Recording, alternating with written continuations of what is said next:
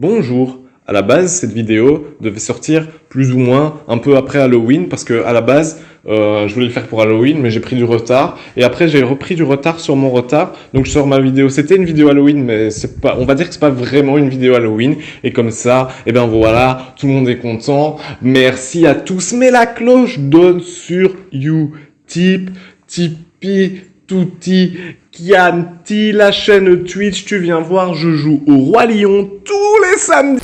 Bonjour à tous et à toutes et bienvenue dans cette nouvelle vidéo. Aujourd'hui on va fêter Halloween avec quelques jours de retard. Et qui dit Halloween dit déguisement, donc on va se déguiser. Non. C'est pratique. Ah, le petit fantôme. C'est pas vraiment un fantôme, une tête volante, je vous l'accorde. Comme vous l'avez vu dans le titre, on va faire un petit top 10 des œuvres Halloween friendly. Les œuvres que j'ai choisies pour faire ce top 10, pour moi, regroupent plus ou moins tout le package Halloween. Donc j'ai pris des œuvres qui font à la fois un peu peur, d'autres qui sont un peu stressantes, d'autres qui sont complètement gore. Comme ça, tout le monde il est content. On commence ce top 10 avec une œuvre plutôt classique de l'artiste espagnol Goya, Saturne dévorant un de ses fils. Il s'agit d'une des peintures noires de l'artiste, qui l'a peint directement sur les murs de sa maison. Il faut savoir que Goya, toute sa peinture, il l'a réalisée pour lui-même. À aucun moment, c'était prévu que d'autres gens le voient. C'est d'ailleurs qu'après des années après sa mort, que les peintures furent transférées des murs sur une toile pour finir au musée du Prado. Ce qui se passe dans ce tableau fait référence à la mythologie grecque. Saturne, donc le bonhomme qu'on voit sur la peinture, dévore tous ses enfants pour les empêcher de prendre le trône à sa place. Et donc du coup, de prendre sa place de roi des titans. Ce que j'aime bien dans cette peinture, c'est le côté monstrueux, ce qui est accentué par le corps de l'enfant qui du coup n'est pas très enfantin mais plutôt adulte. Il est possible que lors de la réalisation de cette peinture, Goya ait déjà eu connaissance de celle de Rubens. Chez Rubens, le bébé qu'on dévore ressemble vraiment à un bébé. Ça enlève pas le côté dégueu parce que ça soit un adulte qui soit bouffé ou un bébé, dans les deux cas c'est un peu dégueu. Et ce que j'aime tout particulièrement avec la peinture de Goya, c'est l'expression. Il a l'air effrayé de manger son enfant et du coup on est aussi un peu effrayé avec lui de le voir manger son enfant. Saturne, père de Jupiter, dévore un de ses fils, du coup de Pierre-Paul Rubens, était mon deuxième choix de tableau spécial Halloween. Pour le numéro 3, j'ai encore choisi une peinture de Goya parce que je trouve que tout son travail se porte assez particulièrement à cette thématique. Elle est aussi issue de sa série Peinture Noire. Il s'agit de deux femmes et d'un homme qui rigolent et la personne au milieu. Je sais pas vous, mais moi, voilà, je suis pas hyper à l'aise. Pour cette œuvre numéro 4, on va un peu plus dans la contemporanéité de l'art avec ce bon vieux Francis Bacon. Étude d'après le portrait du pape Innocent X de Velázquez de 1953, et pour moi une œuvre qui marche plutôt pas mal dans ce top. Il faut savoir que Francis Bacon était obsédé avec ce portrait de Velázquez. Il en a réalisé presque une cinquantaine de versions. J'ai un peu hésité avec tête numéro 6 de 1949,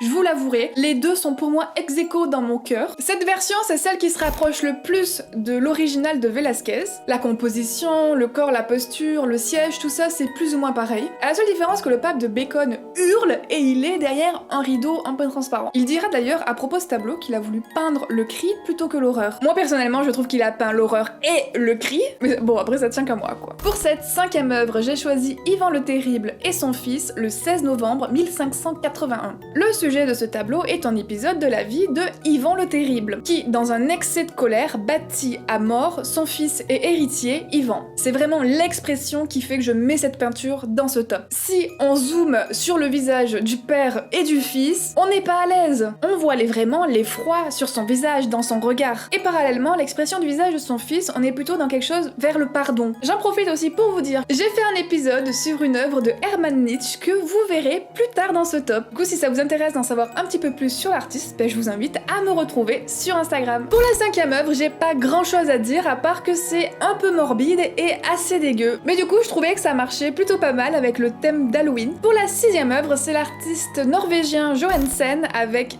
Der Nacht.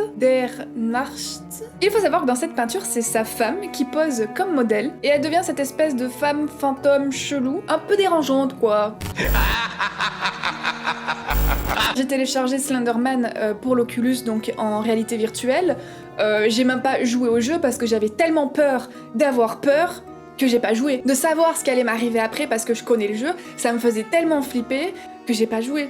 C'est le courage, ça c'est un grand courage, ça c'est zéro courage, ça c'est nada courage. Moi mon courage à moi, il est ici. Pour l'œuvre numéro 8, ça sera A Journée de Judith Wright. Pour cette œuvre, j'ai pas grand chose à dire si ce n'est que ça fait de la peur. Autant la totalité de l'œuvre, ça fait de la peur, autant tout pris distinctement tout seul là, ça fait de la peur, et la vidéo pour nous montrer l'œuvre, alors ça je pense que c'est le truc qui est encore pire du pire. Moi je dis ça parce que je me retrouve dans cette pièce, je me retrouve dans cette expo, dans le semi-noir avec 3 loupiottes là, à passer au milieu de... Ah bah non.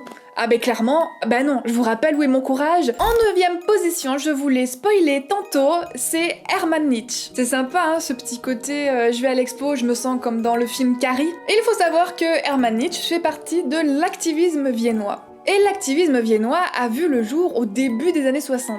Chez lui, dans son travail, la rédemption s'acquiert seulement à travers la pénitence et le martyr. Ce sont des thèmes religieux qui sont extrêmement présents dans son travail et ses performances. Et enfin, voici l'œuvre numéro 10. Et du coup, pour cette dernière œuvre, j'ai choisi Nazi Zombie de Jacques et Dino Chapman. Si vous regardez leurs autres œuvres, vous allez voir qu'ils sont très souvent dans ce délire de statut assez étrange. Ils flirtent vraiment énormément avec le politiquement pas correct, quoi. Du coup, tout chez eux est borderline, creepy, dérangeant, bizarre. Le top 10 est terminé, j'espère que ça vous a plu, que vous avez aussi découvert et apprécié certaines de ces œuvres. Mettez aussi en commentaire, ça m'intéresse, votre œuvre la plus Halloween. S'il fallait en choisir une comme étant l'œuvre pour Halloween, dites-moi laquelle. En tout cas, j'espère que cette vidéo vous a plu et comme d'habitude, partagez l'amour et les paillettes autour de vous. Salut les abonnés de l'or, ouais!